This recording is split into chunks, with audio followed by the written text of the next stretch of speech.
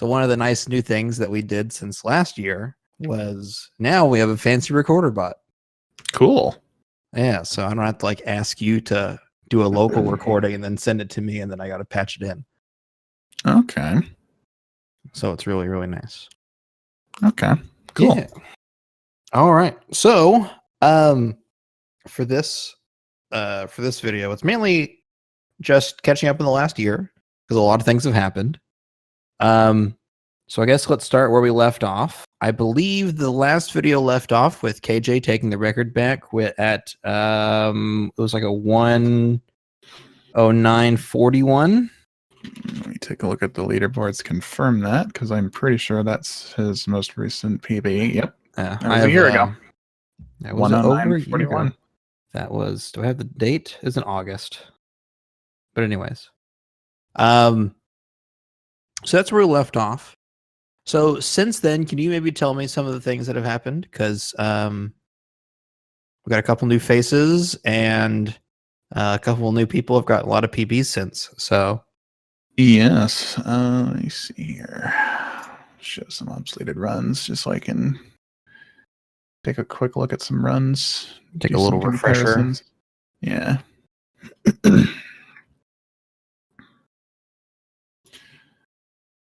All right, let's see what route I used in this particular run.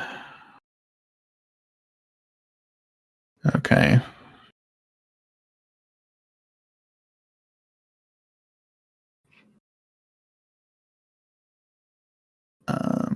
Okay, I think this particular run ended up getting world record. It was the 1:09:10 without loads that I had. I'm thinking it looks like that's the first run I have on here with. You have a 1:09:35 that you took the record back with. Okay. But then you do have the Okay, and it was the run after that. Yeah, I'm thinking. Yeah, so that 1:09:10 is the first time you beat Edom. Well, I guess sorry, the first time, but it's whenever you took the record back from Edom. And you said that's the first time you used Aeon's route? Let's see here. I haven't watched every run, so I can't confirm nor deny. Okay, no, it was my 1:09:35. Is that the first one with Aeons?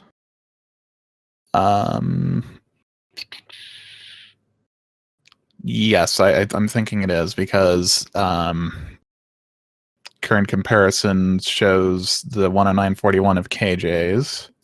I'll just skip to the end really quick. Okay, just entered the dragon fight, and bam, 1:09:35. Bam. Yeah, that's the run where I had like childhood and most of guild muted because hey, copyright claim, get fucked. Oh, yeah, I'm annoyed. I don't know if I ever mentioned to you guys, but we got copyright striked because we used the intro song. Yeah, for the credits or whatever at the beginning. But they eventually dropped it, I think, because it was only like a minute's worth of a 50-minute long video, and so they ended up dropping it. But yeah, definitely out here trying to copyright that, which is like, who's using that music to make money? Yeah. Okay. I know there was this long period where I was purposely having my music as low as possible because I play with music because I use it for audio cues, and I want it to be available for people to watch and maybe say, hey, this is what he uses for audio cues. Maybe I could do that as well. And it's avoiding copyright strikes is kind of BS, but whatever. Yeah, it's lame. Super lame. But yeah, that was the first world record, I believe, with Aeon's route, because I'm pretty sure KJ took that one back with Master Greatsword route that was used before. I imagine so. So I don't think anyone's using Aeons because I think October was whenever Edom sort of put out the note saying that, like, hey, this route is actually faster. I'll have to double check, but I know that I still wish speedrun.com would actually let us open runs in new tabs. I wish that were possible. If you go to the statistics and you click on the little bubbles of each one, it should open up in a new tab. So that I'll way, give that a try. Yeah, so you don't have to do like a middle mouse click or anything. You just do a regular click, and it'll open up a new tab. So like the 109.35 opens up a new tab. Okay, let's see. But it's very handy. Yeah, my 109.35 without loads was done on December 2nd. Mm-hmm. So there was a bit of space in there, apparently. All right, let's see here. Fable TLC. Statistics. It's good that they actually got that back up and running, too. I know, just in time. I got really tired of not having that. We'd have to like make our own custom ones, and it got really old. Not custom, like graphs, but we'd have to like keep track of everything. Not fun. Yeah. 110.05, 109.54, 109.41. So I guess that kind of brings us to that big point of like the Aeons sort of Aeons route was implemented. Yep. Tell me about that.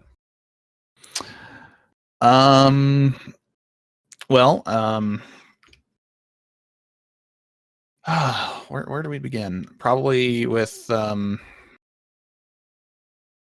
fact that we discovered on accident, I'm sure you're well aware, of the accidental clip that KJ ended up doing during the Jack of Blades 1 fight. He was forced under the ground. Jack was had disappeared, but Sword of Aeons was just there under the floor. We went into Chocolate Box, I think, and found it was there pretty much the entire time. So that just begun this long trek to actually get under there without sacrificing a run in the process. Mm-hmm. There were attempts from basically everybody, but most notably Temasong, who got really close at one point, and then Valiant North finally did it. Don't remember the exact date that he did it, but he did finally do it. And that was a pretty understandably monumental day. Mm-hmm. We also found Bowerstone North early with the trash jump that same day. Same day? Oh my gosh. Yeah.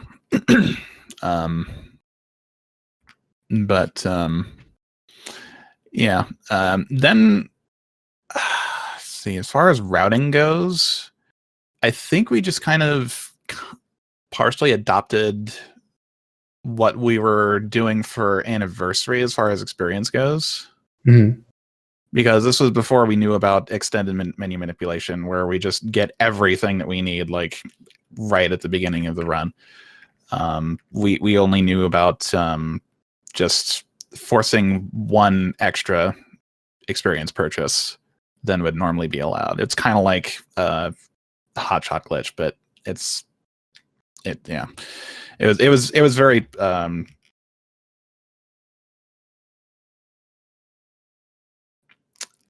I have a word for it. It's in there somewhere.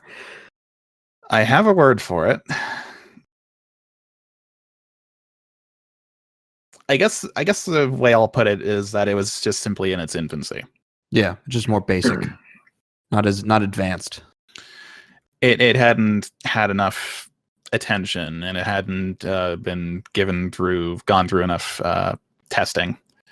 Yeah, at the time. So we were just rolling with basically this old Anniversary experience route, and it's kind of pretty much stayed that way for a good chunk of time. I'm not sure if we knew about the save and load thing. I think KJ actually did that in his run. Not too sure. Well, I guess one of the things I think is interesting is that you guys knew about the Sword of Aeons, like the trick, right? Yeah. a while back, but no one really used it. I think Big Law was the first person to actually. Yeah, he was. It, right? He's basically the hipster Aeon's route runner. If you want to look at it that way. Mm-hmm. Oh my god, speedrun.com, please. Could you load sometime today? How much pressure are you under now? Dude, site is under a lot of stress. What did it say? Oops, site is under a lot of pressure or something. Yeah.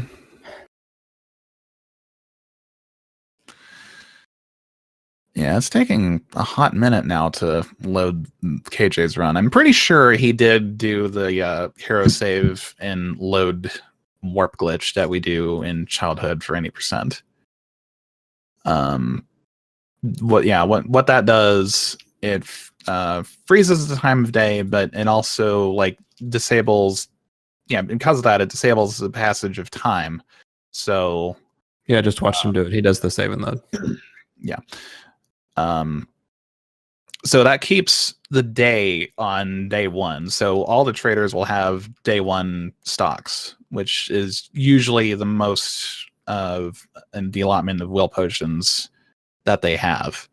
So like normally when we get to the arena before, or when we got to the arena before, the trader would only have, I believe, 30 will potions, but now I think he has 40.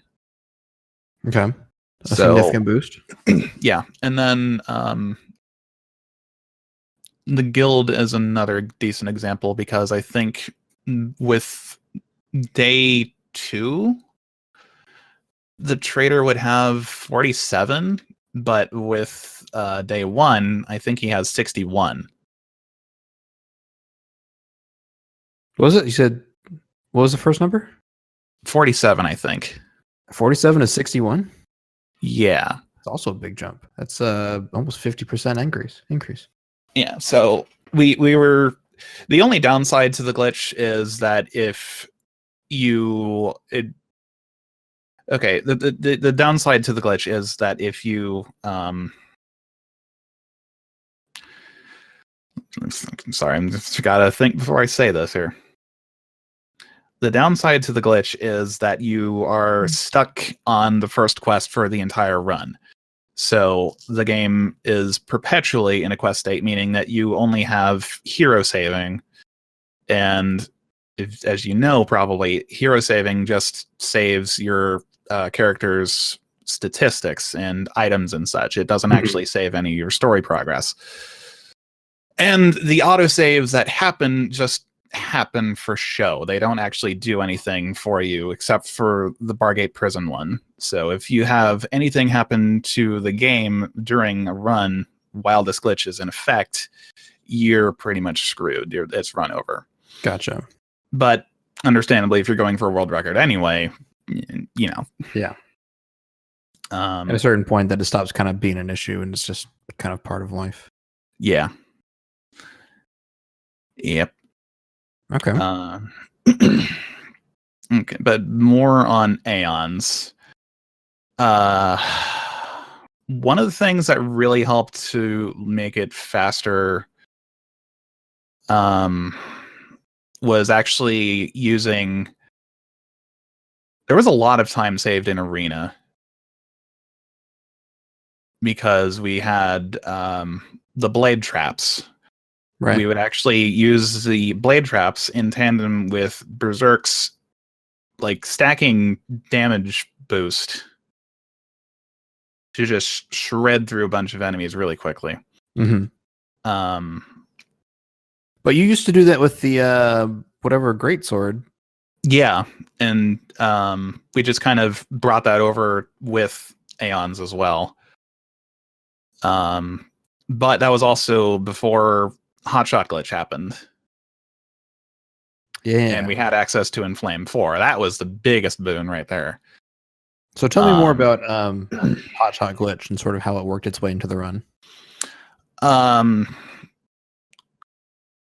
I think I remember Adam messaging me at one point that he said Hotshot may have found menu manipulation for TLC. Oh boy. And I was like, okay. All right, I'm listening. And then when I first saw it, I was like, what? What is this? And then, like, as I went to try it out and do it, I was like, oh, okay. And so the things that we get with Hotshot Glitch are one level of Assassin Rush either in the beginning now, or I think Raheem might be working on a Rush 3 strategy where he does it after Orchard Farm.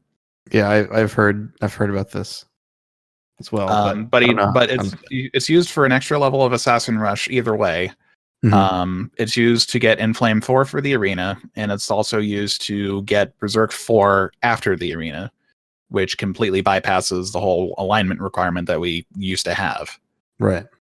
And that also makes things actually easier.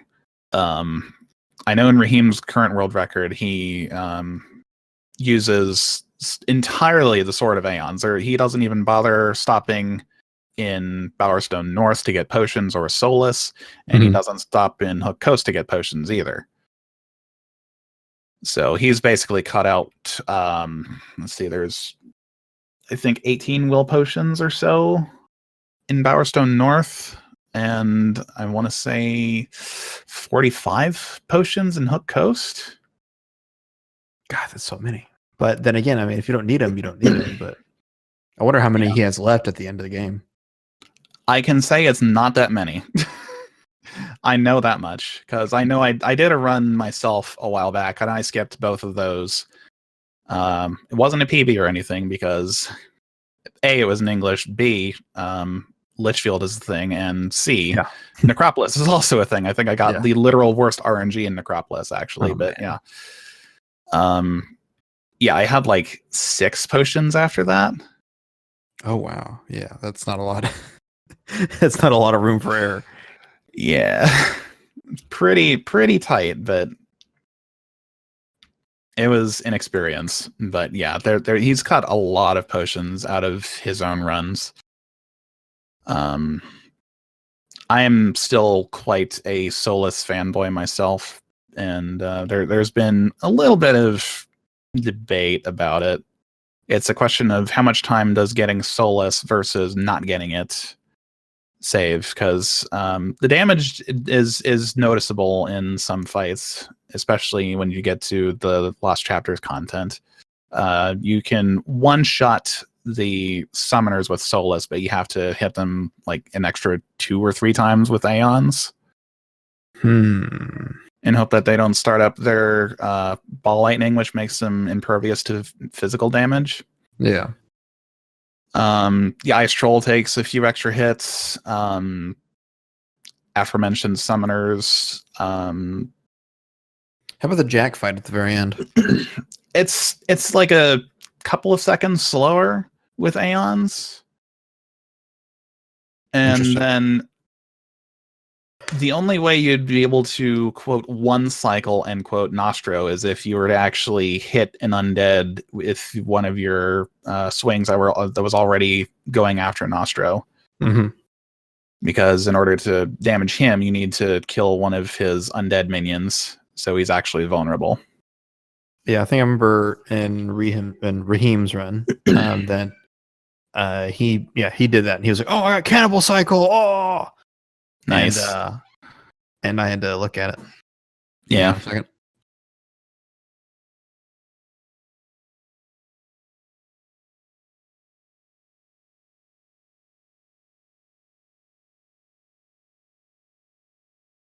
Sorry about that.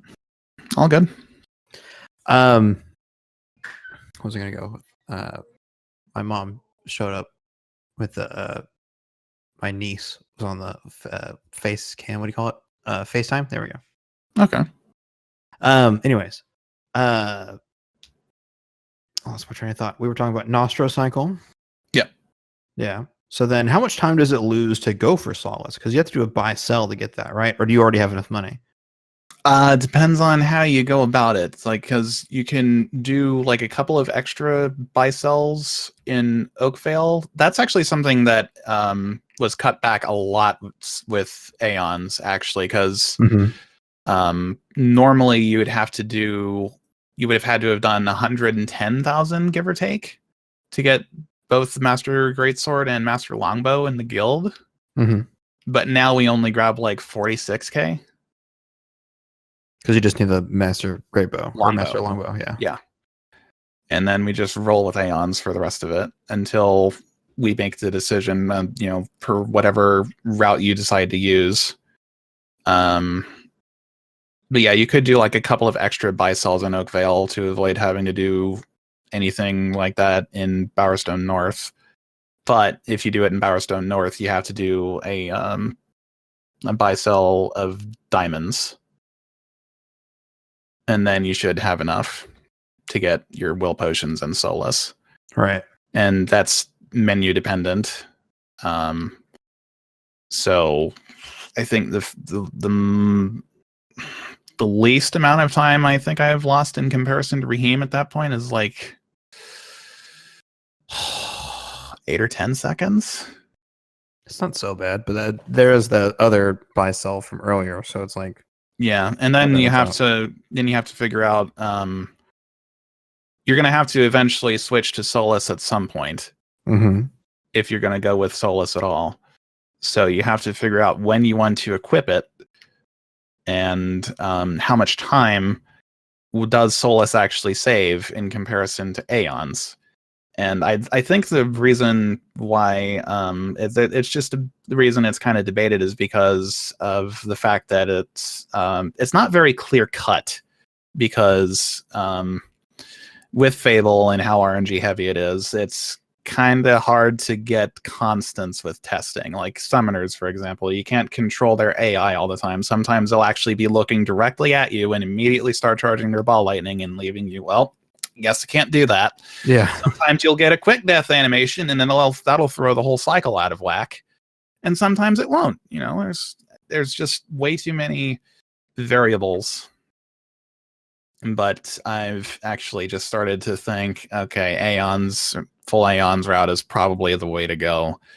Because, looking at the time difference between myself and Raheem kind of speaks volumes. Yeah, no, it's like a whole 2-minute difference. Yeah. Yeah, it's one of those things where I think Cannibal does full Aeons too. So that's another thing. And even still, he's a full minute behind. So yeah, Raheem's a mad lad. He is. He is a mad lad. So speaking of which, we have Raheem and Cannibal. Both of those names were like not near the top at the end of the last video, right? First of all, Raheem they were just up and coming. They were just up and coming at the time. Yeah, like I'm gonna sort by date here, and I think this video came out at the end of August 2018, sorry. August 30th. Cannibal was 6th place with a 119. He was a full 10 minutes behind world record. And Raheem's not even on the list here. So it's crazy that in the last year, the first and second place runners currently were nowhere near the top. So what was it like watching Cannibal? Because the people come and go. Like, I've done runs of Fable before, and I don't think you expected me to get world record anytime soon. What was it like sort of seeing Cannibal just kind of shoot up the ranks?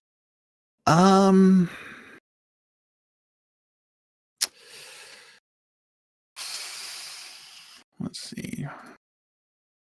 Whenabouts was that run of his? That was on literally August 30th. Okay.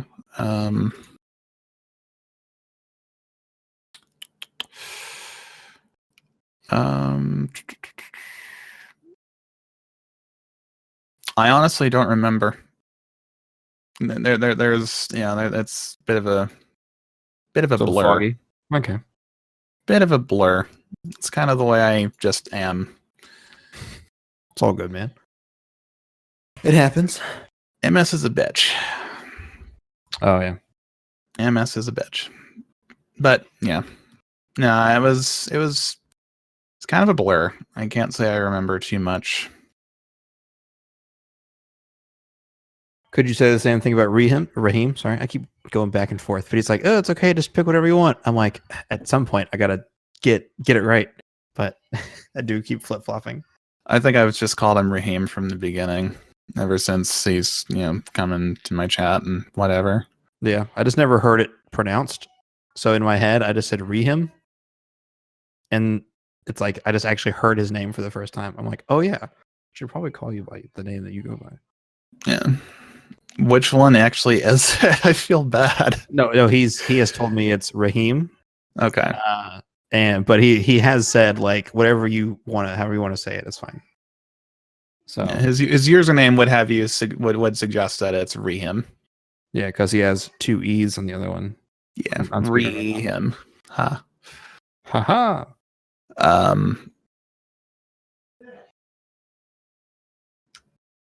But so he showed up as well, and I think he showed up in March, I believe. Yeah, I remember he was in.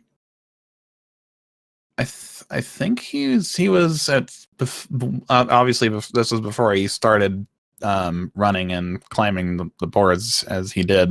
Mm-hmm. He was a viewer, I think, much like Bigelow was a viewer in KJ's, but Raheem now I'm doing it. Raheem Raheem was in both Adam's channel and my channel, I'm pretty sure.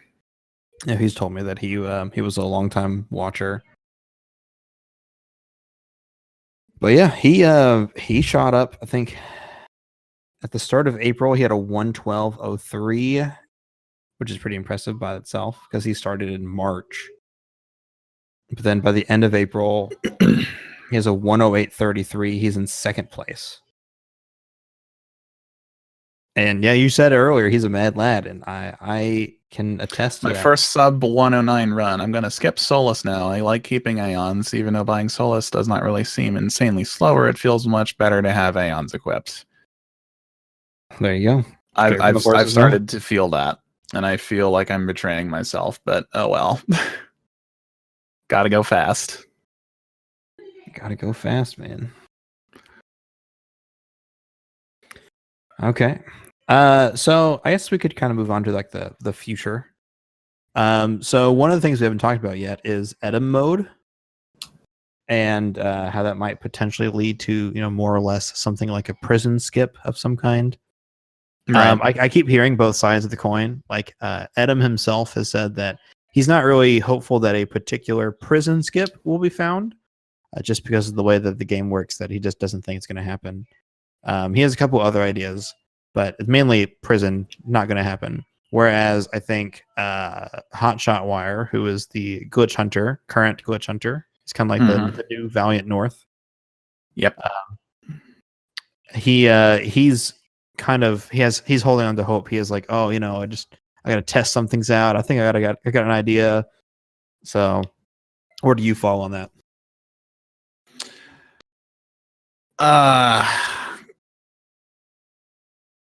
Prison skip. I'd love to see it.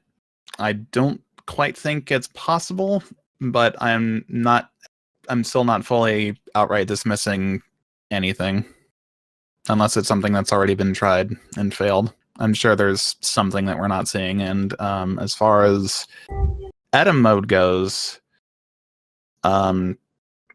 currently, unless something like really substantial could happen with it, it's probably not going to see a single day in any percent. That's the thing that sucks, is that I really want to talk about it in this video, but at the same time, it's like there's all these cool things we can do that aren't useful for any percent. Yeah.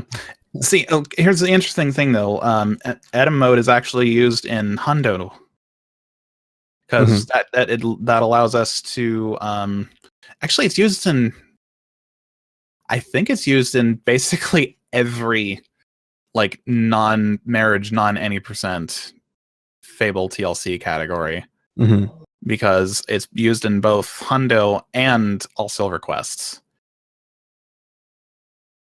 Yeah, and it's used in Silver Quest because it lets us do basically a load warp.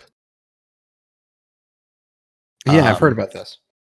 Yeah, basically the premise of it is there's various different ways that you can get Anim Mode. What Anim Mode is, it's basically a glitch that disables like world and map scripts.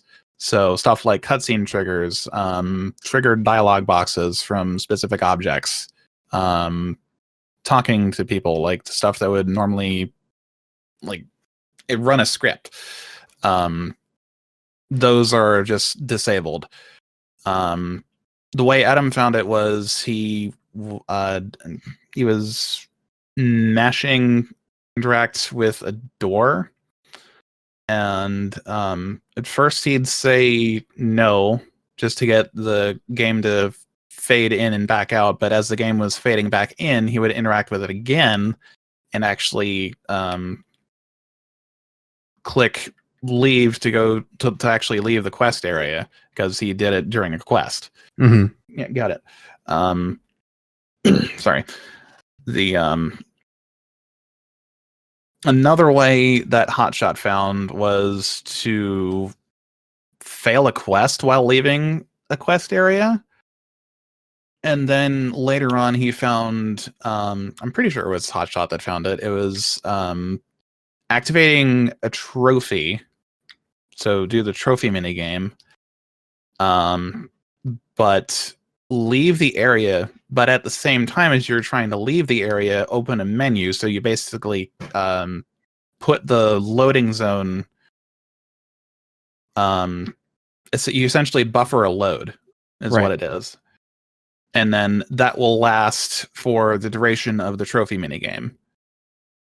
So the way that we use that in 100% is we do it as soon as we get to, I do it anyway, as soon as I get to Bowerstone South, I activate the trophy, enter a menu as soon as I cross over the loading zone to Lookout Point Threshold.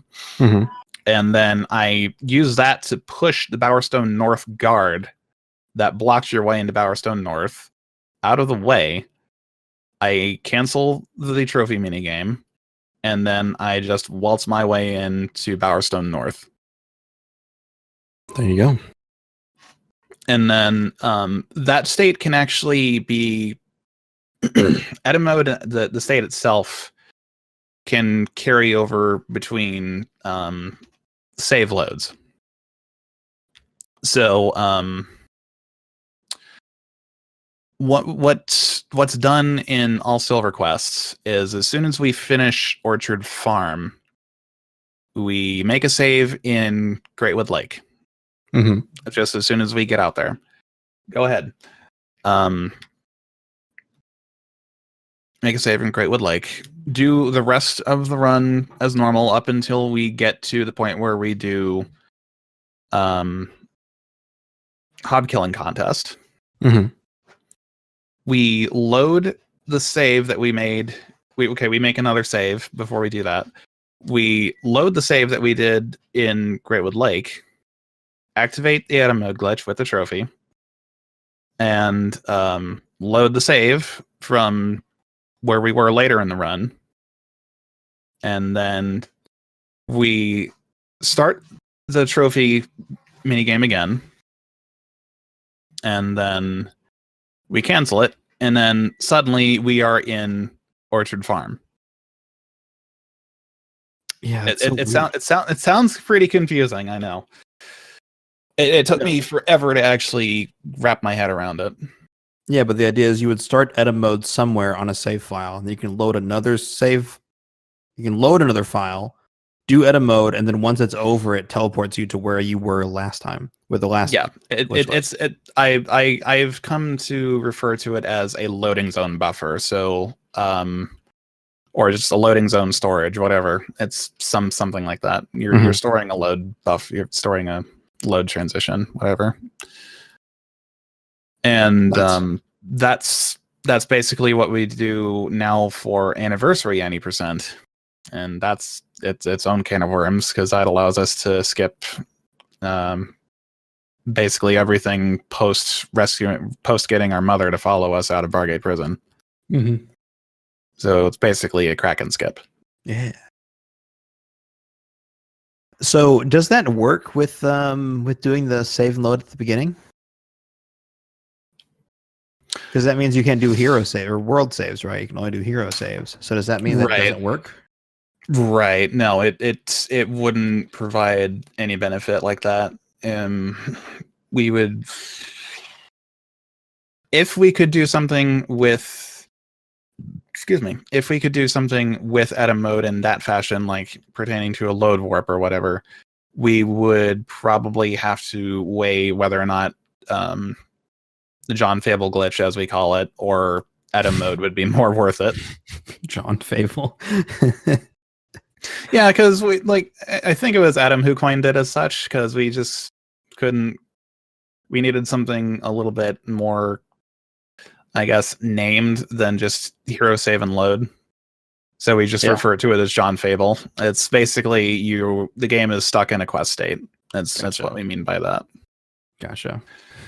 And there are different ways to actually activate what we refer to as John Fable, because it's I know also Request does it, because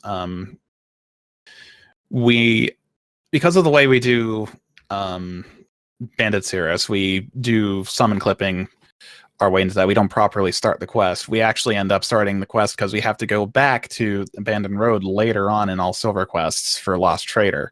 So we're permanently stuck on a quest as a result, a quest that can never be finished because we already finished it. Mm-hmm. So yeah, that we end up John Fabling in all silver quests, but it doesn't actually. It's in the middle of the run, and we do it because we can actually do all the quests anyway.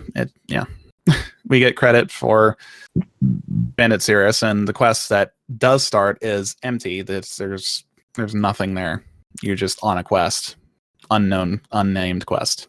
Unnamed quest, dude. Story of my life. Literally life. You start life. There you go. That's how it works. Okay. I don't think I'm going to call it John Fable. I might use a voice clip of you calling it John Fable. Okay. But I don't think whatever you need. I usually just refer to it as the childhood save and load. That's fair. But that's fair. But yeah, we just kind of know it as John Fable in the community. Well, there you go. Because it's basically signifying the game is thinking it's permanently on a quest.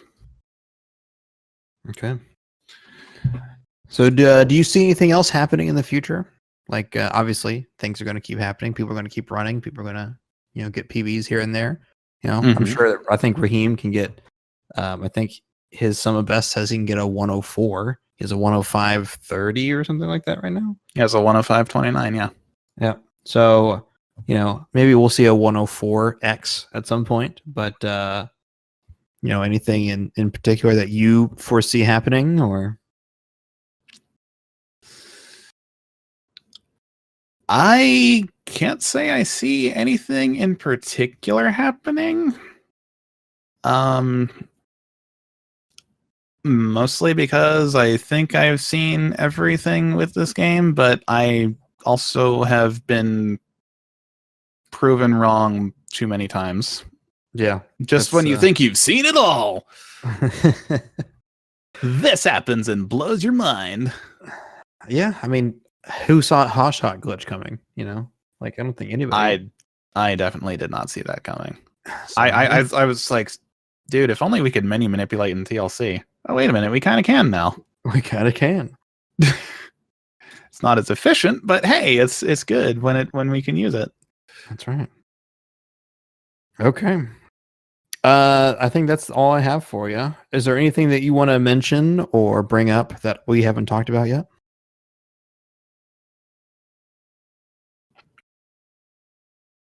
Unless my mind is failing me, I don't think I have anything to bring up. Okay. Well, guess we'll wrap it up there. Okay, then.